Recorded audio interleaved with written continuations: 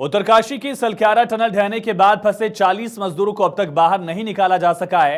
हालांकि रेस्क्यू काम कर रही एजेंसियों का कहना है कि बचाव दल फंसे हुए मजदूरों तक जल्द ही पहुंच सकता है। मजदूरों के रेस्क्यू के लिए अमेरिका की हैवी ऑगर मशीन को लगाया गया है। राहत बचाव में जुटे अधिकारियों का कहना है कि 24 मीटर तक मशीन ने ड्रिलिंग कर ली है। 6-6 मीटर के 4 पाइप्स मलबे के अंदर डाल दिए गए हैं। और ऐसे में आपको ग्राफिक्स के जरिए बताते हैं कि आखिर किस तरह से मजदूरों को निकालने के लिए रेस्क्यू टीम लगी है।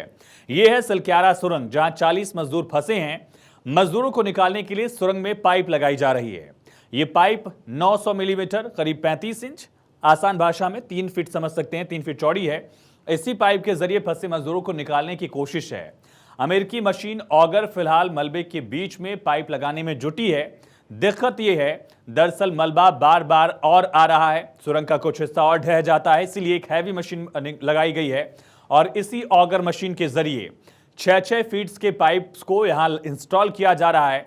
पाइप लगाने में सिर्फ 1 घंटे का वक्त लगता है, लेकिन पाइप को मशीन में फिट करने और साथ ही मशीन को रीइंस्टॉल करने में एक तरह से ज्यादा वक्त लग रहा है। और यही वजह है कि लगातार रेस्क्यू ऑपरेशन में चुनौती का सामना करना पड़ रहा है। इसी 3 फीट के पाइप के जरिए मजदूरों को निकाला जाएगा। फिलहाल 25 मीटर की ड्रिलिंग हो चुकी है और अभी भी लगभग 40 मीटर से ज्यादा ड्रिलिंग बाकी है, यानी कि 2 दिन का वक्त और लग सकता है, संभावना जाहिर की गई। ये रिपोर्ट देखिए।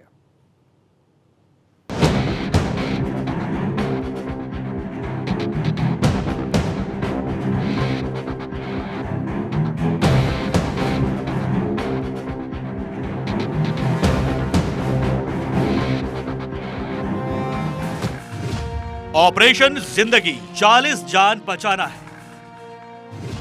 सिलक्यारा सुरंग, जल्द आएगी अच्छी खबर। अगले कुछ घंटे अहम, ऑगर मशीन से काम आसान। पाइपों के जरिए मजदूरों तक पहुंचने की कोशिश।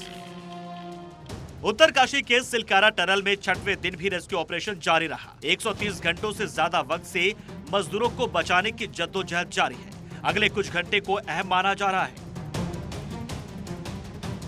सुरंग में फंसे 40 मजदूरों को निकालने के लिए राहत और बचाव कर्मी फुल एक्शन में है। अमेरिकी ऑगर मशीन से ड्रिलिंग की जा रही है। शुक्रवार सुबह तक 30 मीटर ड्रिलिंग कर ली गई। बताया जा रहा है कि 6-6 मीटर के 4 पाइप मलबे के अंदर डाल दिए गए। आगे 30 से 40 मीटर की खुदाई कुछ आसान होने की उम्मीद है। दरअसल सुबह 4 बजे एक पत्थर आने की वजह से मिशन रुक गया था, लेकिन डायमंड कटर या डायमंड बीट मशीन की मदद से उसे काट दिया गया। ऑगर मशीन के जरिए मलबे में रास्ता बनाकर भेजे जा रहे पाइप इंच दर इंच आगे बढ़ रहे हैं। 24 मीटर हम अंदर पहुंच चुके हैं, जो मेरे हिसाब से बहुत अच्छी स्थिति है। और हम कोशिश कर रहे हैं कि जल्द से जल्द दूसरे छोर को हम पकड़ के वहां पर जा सकें। और जैसा कल मैंने बताया था आपको कि जो मशीन काम करी, इसकी भी रिडंडेंसी के लिए हम लोग आज एक और मशीन को एयरलिफ्ट कर रहे हैं। वो इंदौर से हमारे पास आएगी, तो वो कल सुबह तक पहुंच जाएगी, ताकि इसके पीछे अगर बीच में मान लीजिए ये मशीन रुकती है तो हम उसके सहायता से हम आगे का खनन कार्य कर सकते हैं। 6-6 मीटर के पाइप है।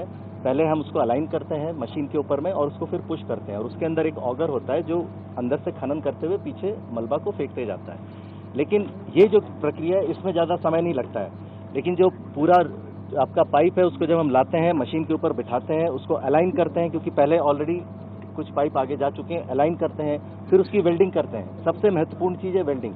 तो ये बड़ा नाजुक प्रक्रिया है। इसमें कहीं पर भी इधर उधर होने से, अगर 1 सेंटीमीटर भी इधर उधर हो जाए तो आप जान सकते हैं कि मान लीजिए आप 30 मीटर पहुंचे हैं और 25 मीटर 30 मीटर के बीच में कहीं ब्रेकेज हो जाए, तो हम वो नहीं चाहते हैं। तो हम उसको अच्छी तरह से इंश्योर कर लेते हैं कि वो चीज़ ठीक हो जाए, तो इसके लिए उसमें टाइम लगता है। NHIDCL के डायरेक्टर ने बताया कि इंदौर से बैकअप के लिए एक और मशीन एयरलिफ्ट की जा रही है। इसमें रेस्क्यू ऑपरेशन को और तेजी मिलेगी।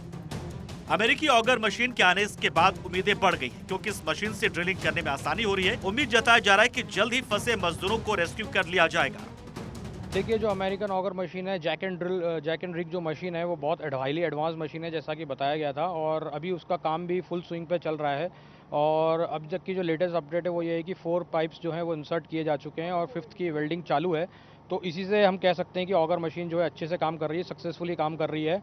और अगर रुकावटें नहीं आती बीच में, इसमें डेब्री में, तो हम इसको जल्दी से जल्दी टनल बना के उनको सबको रेस्क्यू कर लेंगे। देखिए, डेडलाइन जैसा कि मैंने बताया आपको, कुछ नहीं बोल सकते कि कब तक ख़त्म हो पाएगा, बट यही मैं वापस बोल रहा हूँ कि ऑपरेशन जो है जो है टेक्निकल वर्कर्स हैं वो पूरे राउंड द क्लॉक बहुत मेहनत से काम कर रहे हैं और जल्दी इस ऑपरेशन को ख़त्म कर लिया जाएगा टनल बिछा के और सभी को रेस्क्यू किया जाएगा 41। 40 मजदूर रविवार से ही सुरंग में फंसे हैं और इनको निकालने के लिए हर वो कदम उठाए जा रहे हैं जो मुमकिन है इस ऑपरेशन में।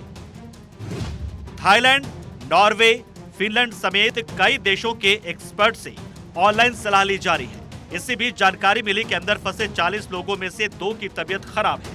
इनमें से एक मजदूर अस्थमा और दूसरा डायबिटीज से पीड़ित है। खाना और पानी भेजने वाले पाइप से इनकी दवाइयां भी नियमित तौर पर भेजी जा रही है। सुबह, दोपहर और शाम को इनकी बात इनके परिजनों या टनल बनवा रहे अधिकारियों से भी करवाई जा रही है। टनल के बाहर अस्थायी अस्पताल तैयार किया गया है। अस्पताल में 6 बिस्तरों की व्यवस्था की गई है। टनल के बाहर 10 एम्बुलेंस भी तैनात की गई है। टनल से मजदूरों को निकालने के बाद तुरंत मेडिकल सुविधाओं की व्यवस्था की गई है।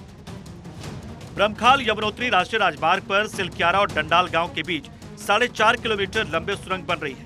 12 नवंबर को सुरंग का एक हिस्सा ढह गया। इससे मजदूर सुरंग के अंदर ही फंस गए। अमेरिकी मशीन के लाने के बाद उम्मीदें बढ़ गई हैं और माना जा रहा है कि सुरंग से जल्द ही मजदूरों को निकालने में सफलता मिल जाएगी। Bureau report, Bharat 24।